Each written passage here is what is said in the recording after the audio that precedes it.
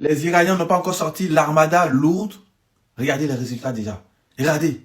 Les petites frappes, les petits bombardements. Elle va tout vous expliquer.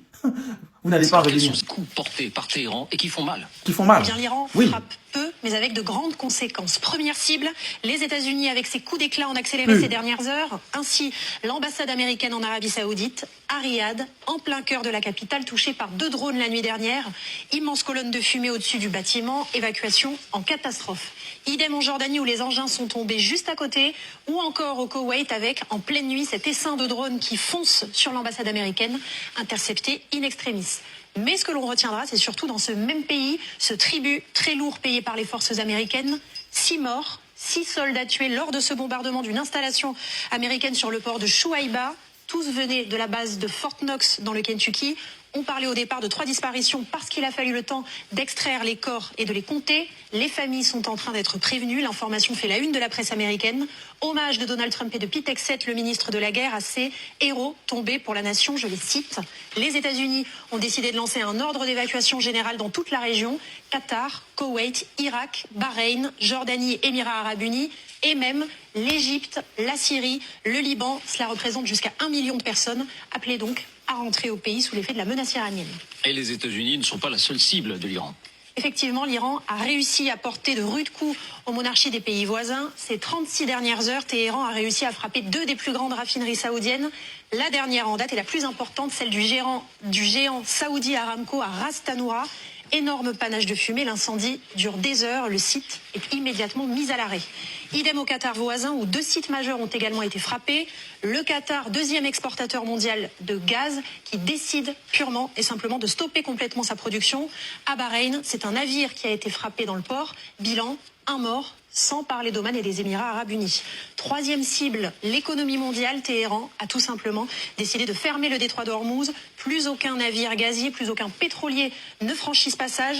Image frappante, voilà ce que l'on observe ces dernières heures sur les cartes de suivi maritime. 3000 navires bloqués qui font des ronds dans l'eau d'une part et d'autre du détroit, interdit de passage. Bon, et puis quand même, parlons des derniers bilans en Israël, frappé aussi par l'Iran. Effectivement, on compte désormais 10 morts dans l'État hébreu suite aux frappes iraniennes. Et ces dernières heures ont été marquées par l'entrée en lice du bras armé de Téhéran au Liban, le Hezbollah. Là encore, l'Iran a réussi à ouvrir un nouveau front avec l'envoi par Israël de troupes au sol ce matin pour tenter de repousser la milice chiite. Ça, c'est très intelligent.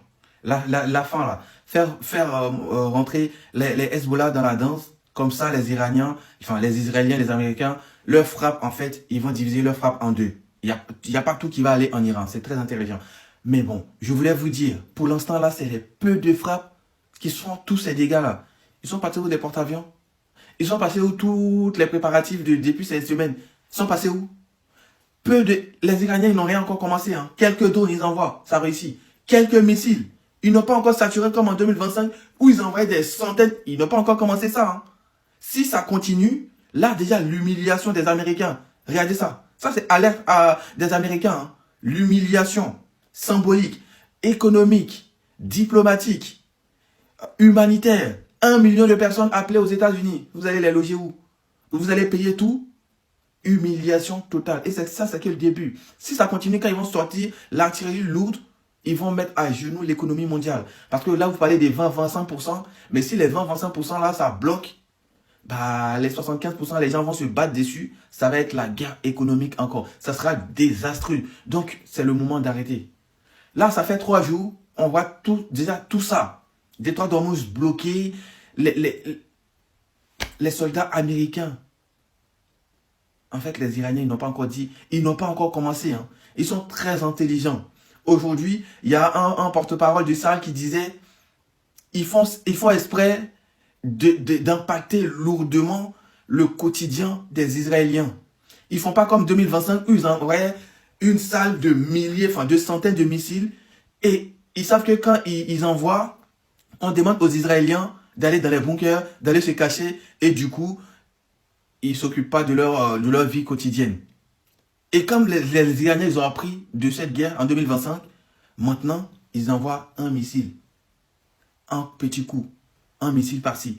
Et à chaque fois qu'ils vont envoyer un missile, ils vont dire aux Israéliens, rentrez dans le bunker. À peine ils vont sortir, ils vont dire un autre missile arrive, rentrez dans le bunker. Ils n'ont plus de vie. C'est ce que les Iraniens, ils ont misé sur ça en Israël. Rien que ça, Israël. Les pays du Golfe qui sont bloqués. C'est désastreux déjà. Si la guerre s'arrête là, aujourd'hui, à l'instant T, c'est humiliation, c'est désastreux pour le monde occidental, surtout pour les Américains. La jurisprudence que les Iraniens sont en train de créer contre les Américains, ils ont été bombardés par les Iraniens. Pourquoi on ne le fera pas? C'est aussi simple que ça et puis on avait peur. Vous rigolez, non? À continuer. Eh bien, continuez.